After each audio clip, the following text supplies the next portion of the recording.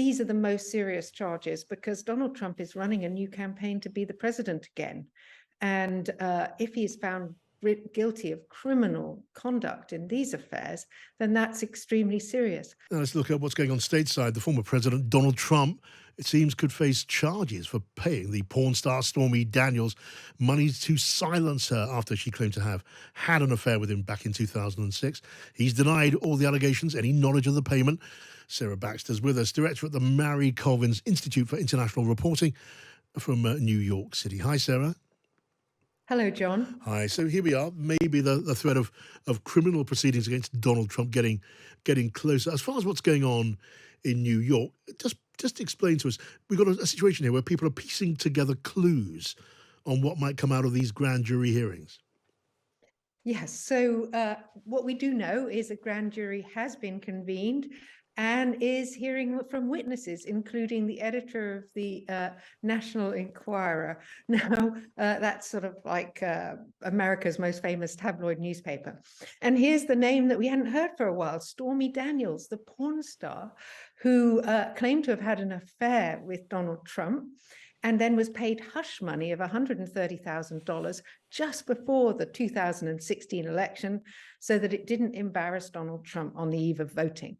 And I think we'd all thought that Stormy had gone away. At one stage, she was the sort of, the storm was brewing, she was coming, she was going to tell all.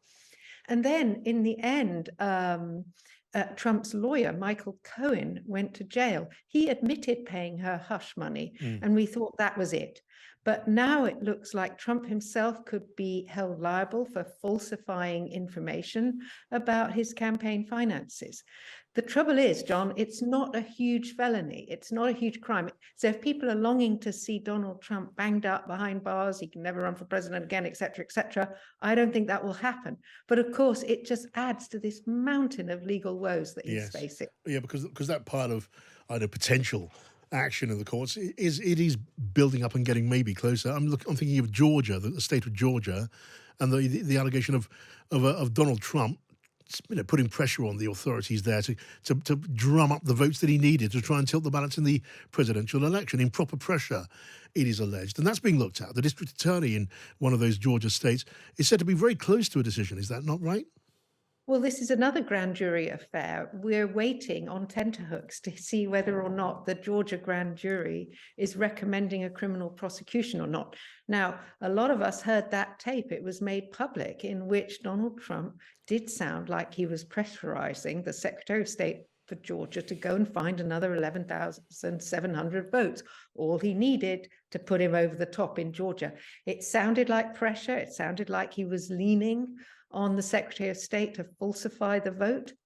But, all these things are still open to interpretation. Yes. And but I do think we'll hear news soon from Georgia. So that's a big one.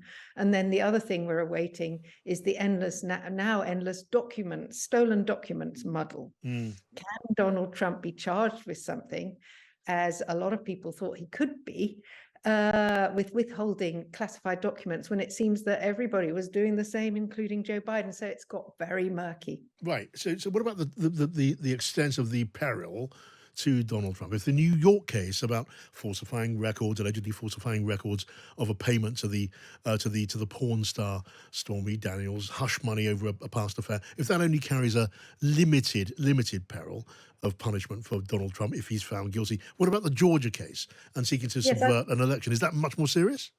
Yes, I do believe it's much more serious. And don't forget, there's a further legal case. We've got a special counsel looking into whether or not Donald Trump was responsible for, trying to falsify the results of the election. He incited, allegedly, he incited the coup on the Capitol. He, and of course, made a number of claims about the stolen election. And did he try to install phony electors to try and nullify the election process? So that's on a national scale, and we've got Georgia on a local scale. In some ways, these are the most serious charges because Donald Trump is running a new campaign to be the president again. And if he is found guilty of criminal conduct in these affairs, then that's extremely serious. But, all these things are so hard to prove. And when I think back to the Stormy Daniels case, the case that we started with today, the one that's just suddenly sprung into new life, one of the things I remember from that case is that Stormy Daniels' lawyer, Michael Avenatti, was a big hero one moment, all over the TV studios and on cable shows, etc. And then the next moment, he was the one who went to jail for, falsifying his own tax records, etc. While Donald Trump is still at liberty and out campaigning. Yeah. Trump has a remarkable record of getting away with these things. Yeah, so far. Let's see how that goes as it plays out. Sarah Baxter, lovely to talk to you as always, Sarah. Thank you.